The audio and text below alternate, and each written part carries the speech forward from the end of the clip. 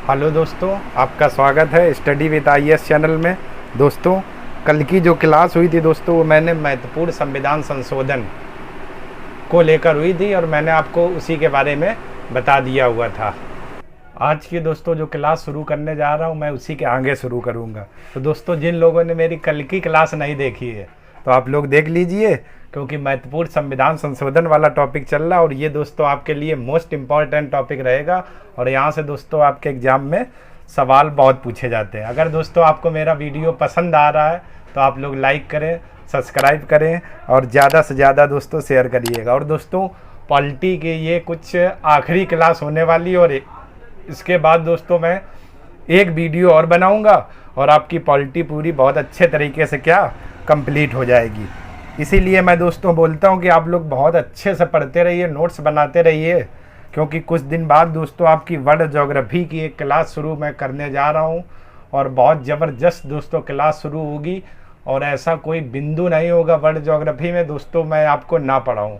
इसीलिए आप लोग नोट्स बनाते रहिए।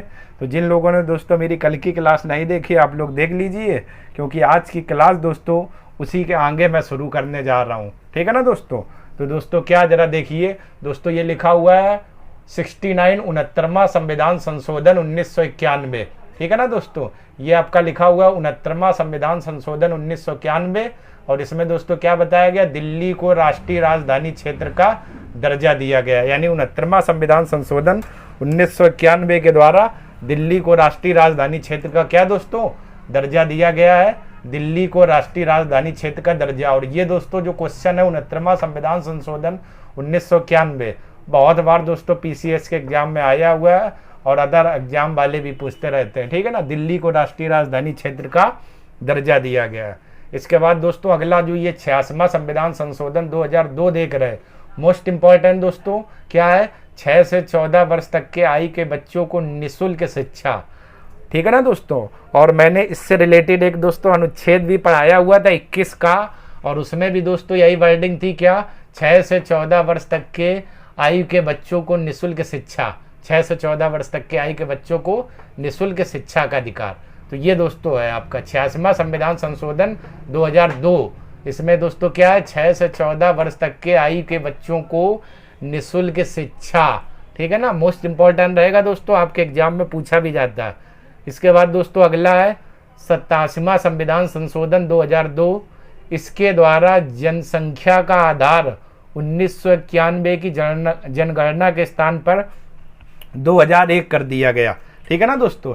यानी इसके द्वारा जो आपकी ये है जनसंख्या का आधार 1991 की जनगणना के स्थान पर 2001 कर दिया गया।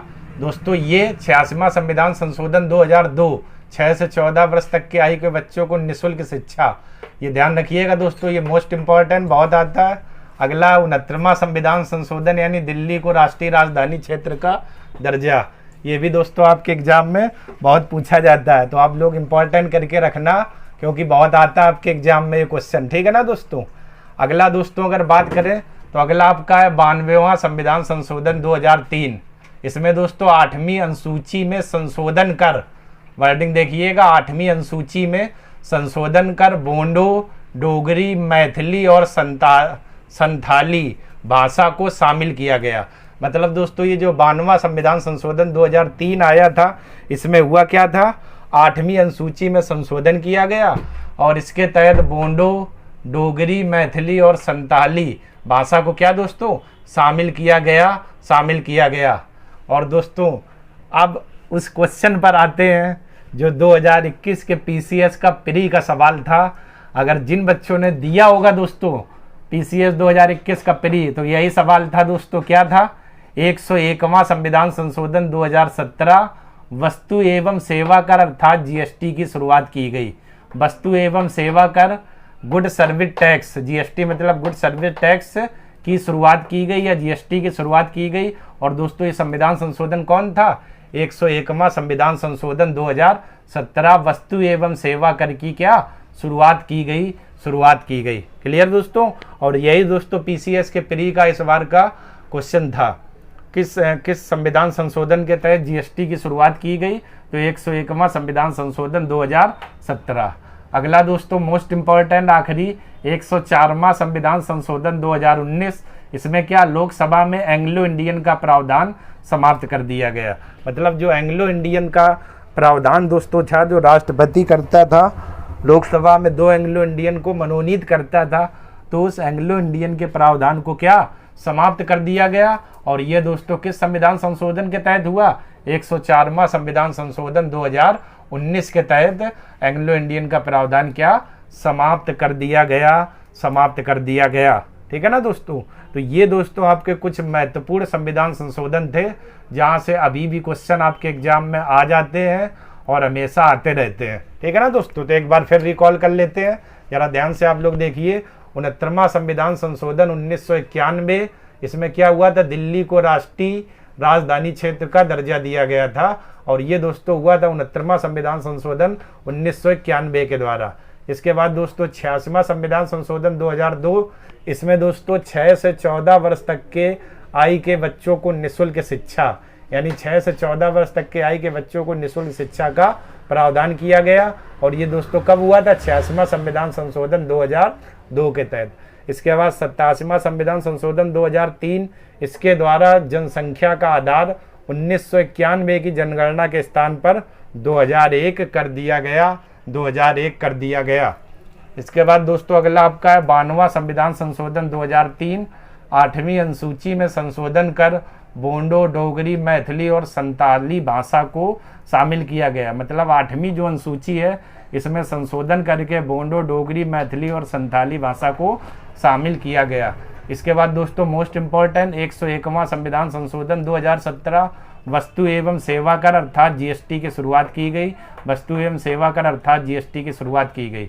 104वां संविधान संशोधन 2019, लोकसभा में एंग्लो इंडियन का प्रावधान समाप्त कर दिया गया, या एंग्लो इंडियन का प्रावधान क्या समाप्त कर दिया गया। और ये दोस्तों प्रावधान किसके तहत हुआ था, 104वां संविधान संशोधन 2019 के तहत एंग्लो इंडियन का प्रावधान समाप्त कर दिया गया। एंग्लो इंडियन दोस्तों वो इंडियन होते हैं, अगर ब्रिटेन का राजकुमार अपने यहाँ की किसी महिला से शादी कर लेता है, तो उससे जो पुत्र उत्पन्न होगा उसी को दोस्तों एंग्लो इंडियन कहेंगे।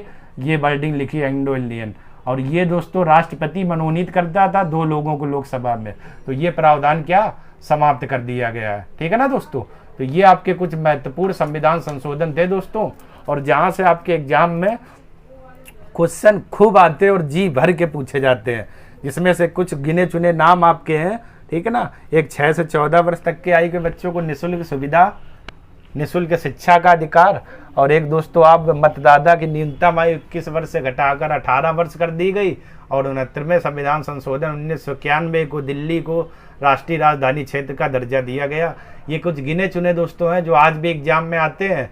और अभी तक जो लेटेस्ट 101वां संविधान संशोधन, जिसमें वस्तु एवं सेवा कर की शुरुआत की गई, और 104वां जिसमें एंग्लो इंडियन का क्या दोस्तों प्रावधान समाप्त कर दिया गया, समाप्त कर दिया गया। यहाँ से दोस्तों अक्सर क्वेश्चन आपके एग्जाम में आते रहते हैं। तो दोस्तों मैं ये कहना चाह रहा हूँ कि आप लोग नोट्स दोस्तों अच्छे बनाते रहना, क्योंकि जो भी आपको मदद करेंगे वो आपके खुद के नोट्स मदद करेंगे। दूसरी बात दोस्तों एक चीज़ मैं और बता देता हूँ, हिंदी मीडियम में, ठीक है ना दोस्तों, हिंदी मीडियम में आईएएस में सिलेक्शन ना होने के 3 कारण बच्चों में रहते हैं। ठीक है ना।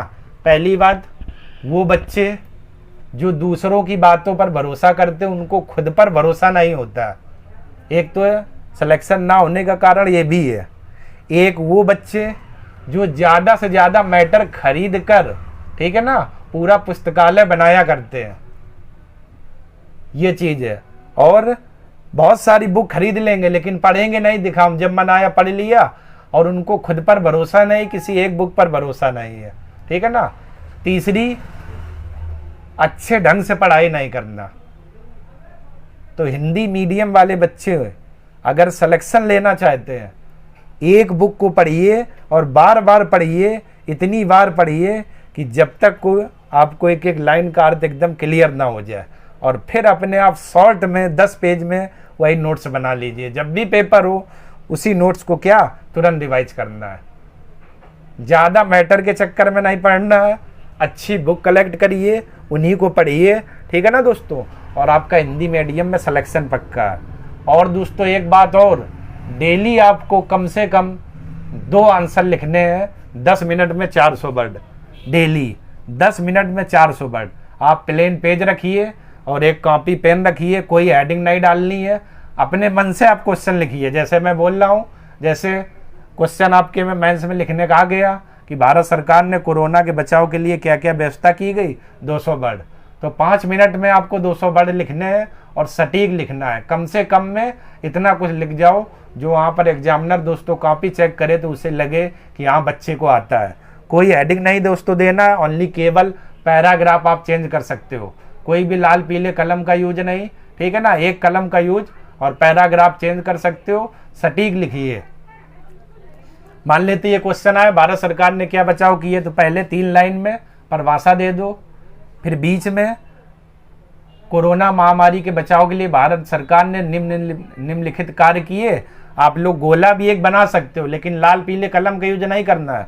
गोला बना के बीच में लिख दो, उसमें गोले के बीच में भारत सरकार ने कोरोना के बचाव के लिए निम्न कार्य किए, और इधर उधर 10-12 पॉइंट लिख दो आप लोग, मैन मुख्य, ठीक है ना। और आगे नीचे कंक्लूजन लिख के और मैंस को क्या आंसर राइटिंग को खत्म कर दो। बस ऐसे आपको लिखना है। अगर आप लोग दोस्तों गाथा नहीं लिखोगे, गाथा लिखोगे तो आपके लिए प्रॉब्लम हो जाएगी।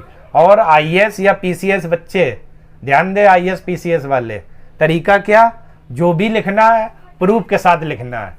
अगर कोई आप आर्टिकल पढ़ रहे हैं और कोई भी क्वेश्चन आंसर लिख रहे हैं, अगर वहां से मिलता जुलता आपको आर्टिकल मिल जाए तो दोस्तों आपको प्रूफ के साथ वहां पर लिख देना है, आपके बहुत अच्छे नंबर आएंगे।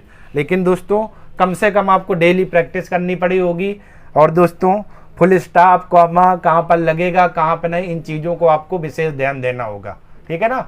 इसीलिए हिंदी मीडियम में दोस्तों सिलेक्शन रुक जाता है, ठीक। तो मेहनत करिए और बहुत अच्छे से करिए, ठीक है ना। और कोई भी टॉपिक अगर आप पढ़ते हो, जब तक पढ़िए उस टॉपिक को, चाहे 5 दिन लगे चाहे पूरा 48 घंटा लगे, जब तक कि वो टॉपिक दोस्तों आपका क्लियर ना हो जाए। कम किताबें पढ़ना, लेकिन बार बार पढ़ना, एक एक लाइन एक एक शब्द का आपको अर्थ एकदम क्लियर हो जाए, ऐसे दोस्तों तब आपका वहां पर सिलेक्शन होगा, ठीक है ना दोस्तों। तो चलिए दोस्तों आप लोग जरा स्क्रीनशॉट ले लीजिए। इसके बाद दोस्तों कल की क्लास में कुछ प्रमुख शब्दावलियां देखते हैं, ठीक है दोस्तों। चलिए आप लोगों ने स्क्रीनशॉट ले लिया होगा। अब दोस्तों एक पॉलिटी का मैं एक आखिरी वीडियो और बनाऊंगा जिस पर प्रमुख शब्दावलियों को लेकर बात करेंगे। भाषण, अभिभाषण, प्रतिषेध, साधारण बहुमत, पूर्ण बहुमत, इन्हीं सभी बिंदुओं पर चर्चा होगी, ठीक है दोस्तों। तो चलिए दोस्तों, अगर आपको मेरा वीडियो पसंद आ रहा है तो आप लोग लाइक करें, सब्सक्राइब करें और ज़्यादा से ज़्यादा दोस्तों शेयर करें। और मैं माँ सरस्वती से प्रार्थना करता हूँ कि आपका जीवन हमेशा खुशियों से भरा हो। तब तक के लिए आप सभी लोगों का धन्यवाद।